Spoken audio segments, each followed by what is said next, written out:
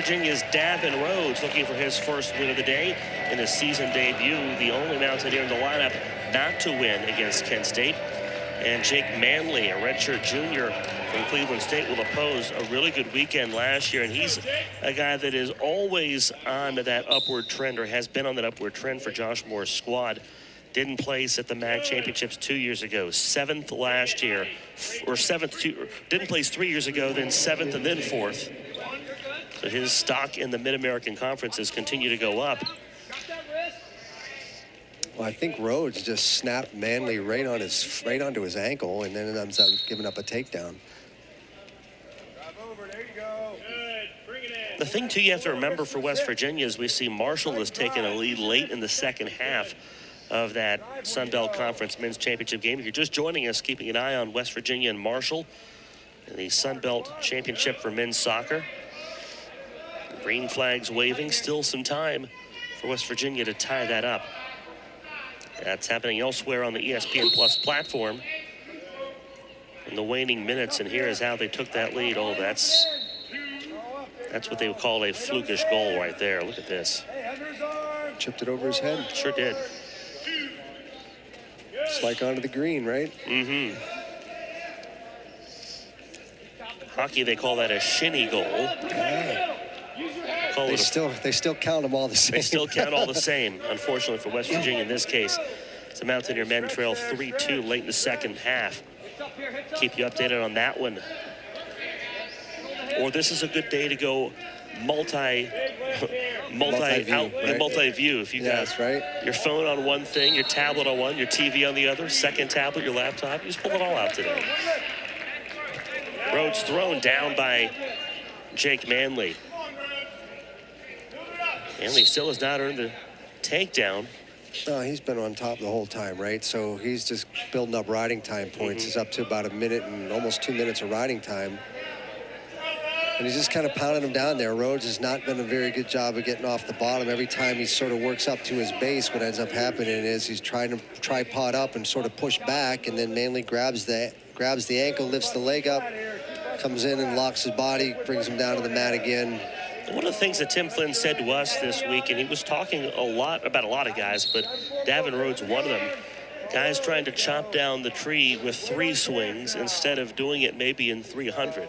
Trying to go for the home run rather than clean single here, clean single there, and next thing you know, you've won. Well, and I think sometimes people get a little, maybe desperate's not the right word, but feeling like I have to make a big move because maybe I don't feel like I'm good enough or I'm comfortable enough yet to be able to take those little score runs on singles. I got to hit home runs, right? And we might not be able to string enough singles together. And there's a nice job. That's going to, a reversal, at least an escape. With 5 seconds left. As I said, look, there's 2:46 in riding time. He does a little kind of front roll and finds himself getting it out. We wind down the match. Manley is going to take away the riding time point. Still got.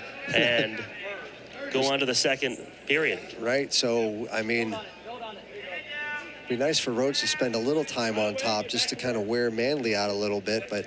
You look at that, he's got, of a 3-minute first period, 2:46 on top. Yeah, that's what I'm saying. He snapped him right on his foot right from the beginning, and he's going to get out here, and he's right in on a double. Does a nice job popping him in the air, and he's going to get another takedown. So nice work by Manley. And staying tight and concise right there and doing a nice job of turning in and reshooting that thing right off the bat. So if you're Rhoads, you've got to get out of the idea of thinking, well, yeah, I just wrestled about 2 hours ago. Well, so did the other guy. Yeah, and I'm sure right now he's trying to figure out how to get off the bottom. So there's going to be warning on top.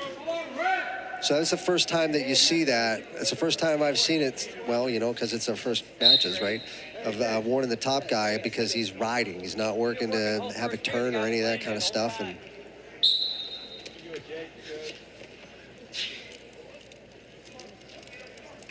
I think it's kind of like roughing the passer. You have to try to at least not drive the guy into the ground and not put your weight on the guy. You want to be riding, but you can't just lay there. You have to be able to. Right now, they're looking at. You have to look at some sort of pinning combination of some sort that you're working at, and I don't really know what roughing the passer is anymore after watching some of the games. Who knows what's a catch? Who knows what's roughing the passer? Take something simple and complicate it. These are the esoteric questions of life. Manley leads Rose 7-1 here in the second period. Tony, you know, and we're not into the esoteric. That's why. No, that's not all the time, at least. Subtlety's lost on me. We're going to warn stalling on bottom because that's probably accurate. Stalling, okay, but it was really just sort of basing out and trying not to get turned at this point in time. He's trying not to get himself in a worse position. Which is not great work on the bottom, right? I mean, he's kind of letting him drive him forward the whole time, keeps him under his elbows. And so you got to create a little space with your hip. You got to work that thing. I'm saying that, you know, look, when with that tight waist, especially when he's got it wrapped on you and he's squeezing hard, it's hard to breathe, right? Because basically he's squeezing your diaphragm, so which is the muscle that actually opens up your rib cage so that you can breathe. And so that's not the simplest thing while you're expending energy.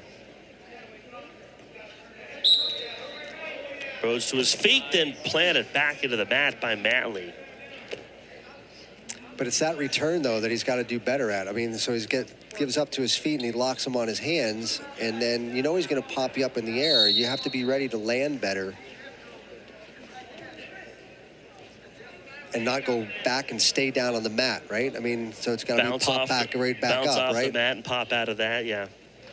Otherwise, what you do is whenever you stop, I don't care where you're at, whether you're on top, you're on the bottom, you're working to get a single, whatever the heck it is. Whenever you stop, you give the other guy an advantage because now he can adjust to that, right, really easily. Because as opposed to you keep moving, which forces him to keep adjusting to you. So the stoppage really gives your opponent an advantage.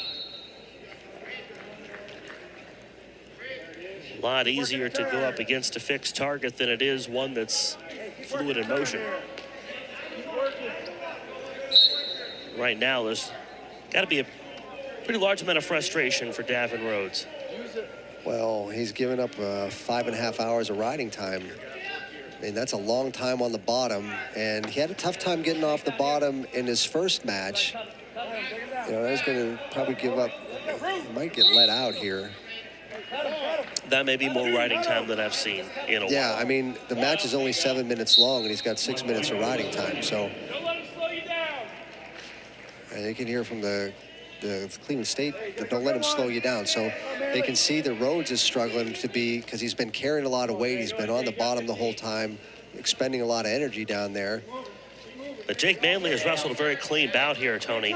Come out with a lot of energy. He's scored, got to his offense quickly. Well, these next couple of seconds are important, but between a major decision and a regular decision, right? And there'll be no time for another pin or a takedown, but Jake Manley gets the riding time point with almost 6 full minutes of riding time on Davin Rhoads, and Cleveland State on the board with their first win of the duel. 4-3 your score. West Virginia leads the 141 bout after this on Big 12 Now on ESPN+.